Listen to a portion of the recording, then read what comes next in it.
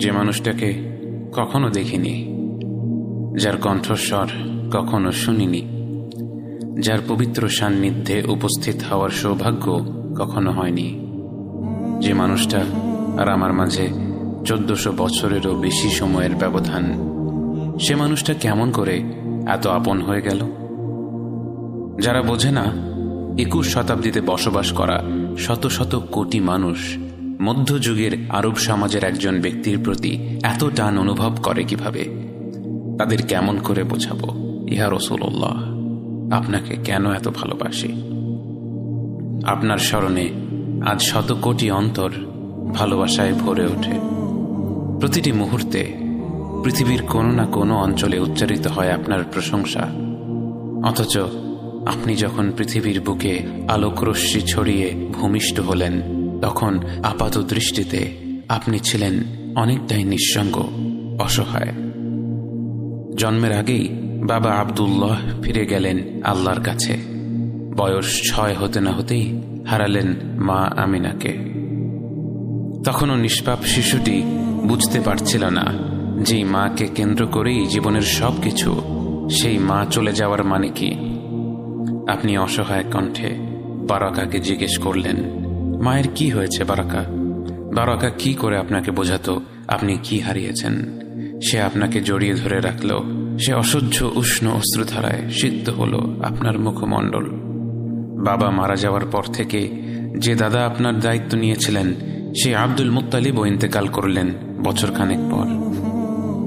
আপাত দৃষ্টিতে এ বিশ্বের বুকে 8 বছরের সেই নিষ্পাপ বালকটি যেন ছিল সবচেয়ে একা, সবচেয়ে অসহায়, সবচেয়ে বঞ্চিত। বাস্তবে আপনার রব আপনার জন্য প্রস্তুত করে রেখেছিলেন এমন এক বিস্ময়কর অভিযান, যার দীপ্ত প্রভা স্থানকালের বাধা ছেদ করে ছড়িয়ে পড়বে সর্বত্র। বহু বছর পর আপনার রব আপনার কাছে আয়াত নাজিল করে বলেন, ওয়াদ-দুহা ওয়াল-লাইলি ইযা সাজা, উজ্জ্বল দিনের কসম এবং রাতের কসম যখন তা নিঝুম হয়ে যায়। মা ওয়াদ্দা'আকা রাব্বুকা ওয়া মা ক্বালা, তোমার রব তোমাকে কখনো পরিত্যাগ করেননি এবং তোমার প্রতি অসন্তুষ্ট হননি। ওয়ালাল আখিরাতু খায়রুল লাকা মিনাল উলা, নিঃসন্দেহে তোমার জন্য পরবর্তী যুগ পূর্ববর্তী যুগের চেয়ে ভালো। ওয়ালা সাওফা ইউ'তিকা রাব্বুকা ফাতারদা, আর শীঘ্রই তোমার রব তোমাকে এত দেবেন যে তুমি খুশি হয়ে যাবে। আলাম ইয়াজিদকা ইয়াতীমান ফাআওয়া, তিনি কি তোমাকে এতিম হিসেবে পাননি, তারপর তোমাকে আশ্রয় দেননি? ওয়া ওয়াজাদাকা দাল্লান ফাহাদা, তিনি তোমাকে পথ না পাওয়া অবস্থায় পান, তারপর তিনিই পথ দেখান। ওয়া ওয়াজাদাকা আইলান ফাআগনা, তিনি তোমাকে নিঃস্ব অবস্থায় পান, তারপর তোমাকে ধনী করেন। فأما اليتيم فلا تقهر وأما السائل فلا تنهر وأما بنعمة ربك فحدث, কাজেই এতিমের প্রতি কঠোর হয়ো না, সাহায্য প্রার্থনাকারীকে তিরস্কার করো না, আর নিজের রবের নিয়ামত প্রকাশ করো। আপনার রব আপনাকে এই পৃথিবীর বুকে একাকী করে দিয়েছিলেন যেন তিনি, একমাত্র তিনি, তার পবিত্র ভালোবাসা আর মমতায় আপনাকে লালন পালন করতে পারেন।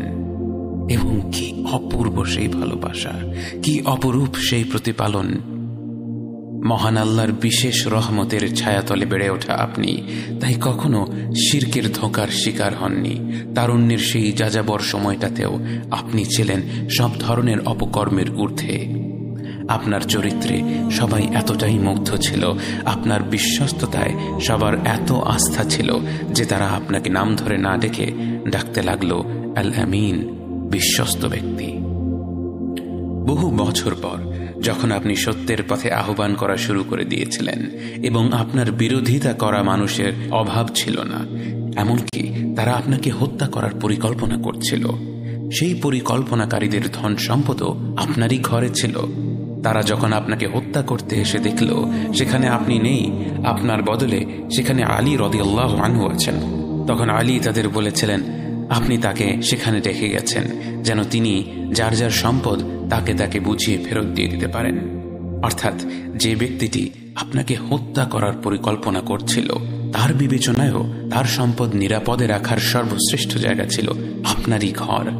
আপনাকে যারা জনসমক্ষে মিথ্যুক আর জাদুকর বলেছে তাদের মতেও সবসময় আপনিই ছিলেন আল আমিন, সবচেয়ে বিশ্বস্ত, সবচেয়ে নির্ভরযোগ্য ব্যক্তি।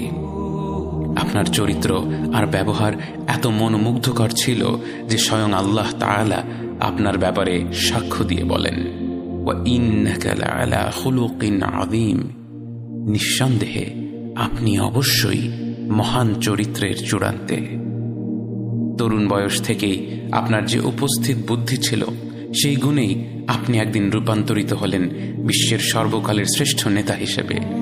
যেদিন কাবা শরীফের কালো পাথর কোন বংশের লোকেরা বসিয়ে দেবে তা নিয়ে এক বিরাট রেষারেষি শুরু হয়ে গিয়েছিল, সেদিন তারা আপনাকে আসতে দেখে বলল, ওই যে আল আমিন আসছে, ও যা সমাধান দিবে সেটাই হবে। আপনি মুহূর্তের মধ্যেই এমন প্রস্তাব দিলেন যে সকলে তাৎক্ষণিকভাবে মেনে নিল। একটি বড় কাপড়ের মাঝখানে কালো পাথরটি রেখে সেই কাপড়টির বিভিন্ন প্রান্তে প্রতিটি বংশের একজন প্রতিনিধি শক্ত করে ধরে রাখল এবং সবাই মিলে পাথরটিকে কাবার একেবারে কাছে নিয়ে গেল এবং পরিশেষে সবার নির্বাচিত প্রতিনিধি হিসেবে কাপড় থেকে পাথরটি তুলে আপনি নিজ হাতে কাবার সেই গর্তে বসিয়ে দিলেন। মানুষের মধ্যে বিভেদ দূর করে দেওয়ার আপনার এই গুণ বিস্মিত করেছে মুসলিম